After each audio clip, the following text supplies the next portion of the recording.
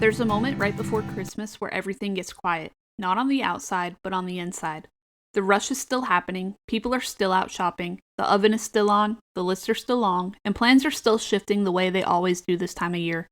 But underneath all that noise, there's a subtle stillness trying to get your attention, a soft pause between one breath and the next, a tender invitation to slow down, even for a moment, and hold space for what this season really means. I always feel it around this time, the last week before Christmas, a kind of gentle pull back towards center.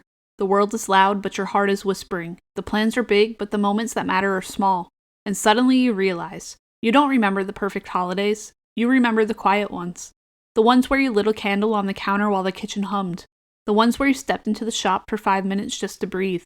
The ones where you listened to the slow crackle of the smoker outside and let it settle something inside you. The ones where you said, this year, I'm going to be present for my own life. That's what today's episode is about. The soft landing before Christmas. The art of slowing down before the day arrives.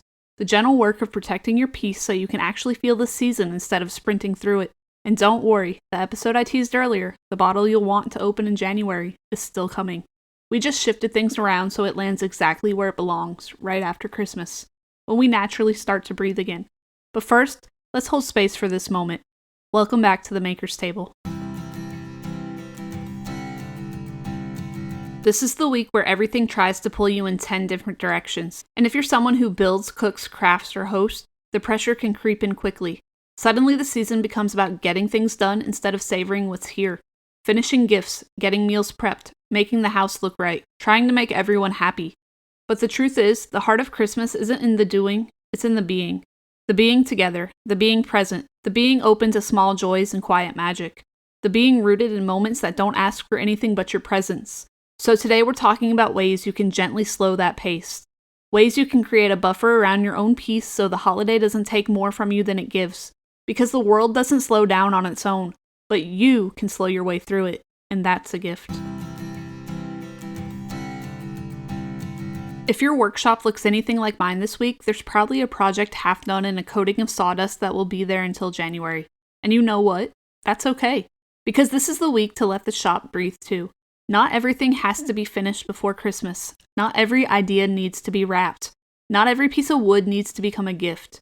Sometimes the most grounded thing you can do is step into the shop not to build, but to pause. To tidy one corner, to run a piece of sandpaper across a small scrap just to feel your shoulders drop. To remind yourself that this space doesn't exist to stress you, it exists to steady you. A shop is a sanctuary if you let it be. So this week, give yourself permission to step into that sanctuary, even if only for a few minutes, and let the pace soften. This is also the week when the kitchen starts to feel like the command center of the season. Meals to plan, food to prep, timers going off, counters covered. It's easy for cooking to turn into chaos. But if you lean in a little, cooking becomes one of the easiest places to slow down. You can simmer something slowly, prep one thing at a time, bring the diffuser or candles into the kitchen, turn on soft music, or step outside to grill or smoke a dish, letting the cool air balance the warmth of the holiday rush inside. One of my favorite things to do this week is move just one dish outdoors, something simple. A smoked ham, a slow-cooked roast, a tray of veggies. It frees the kitchen, it calms the house, and it pulls you into a rhythm that feels more like presence and less like pressure. Cooking becomes a companion instead of a chore. Winemaking teaches a truth we forget every December. Everything meaningful needs room to breathe. Wine doesn't ferment faster because the holidays are approaching. It doesn't care about timing or deadlines. It needs what it needs, quiet, patience, and stillness. This week, I try to borrow that mindset. To give myself permission not to rush into joy, but to settle into it. To exhale before the big day. To make emotional space the way wine makes physical space while it rests. Because the holiday doesn't start on Christmas morning. It starts now, in the way you prepare your heart to receive it. Here are a few of my favorite ways to hold space this week. Number 1, light a candle before you start anything. It signals your brain, this moment matters. Number 2, keep one corner of the house intentionally calm.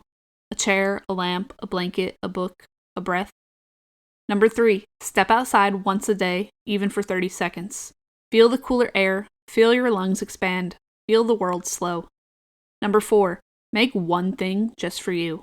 A small wooden block candle holder, a mug of something warm, A quiet breakfast, a single ornament, something tiny, a reminder that your hands matter too. And number 5, leave something unfinished on purpose, a gentle nod to the truth. Life doesn't need to be complete to be meaningful.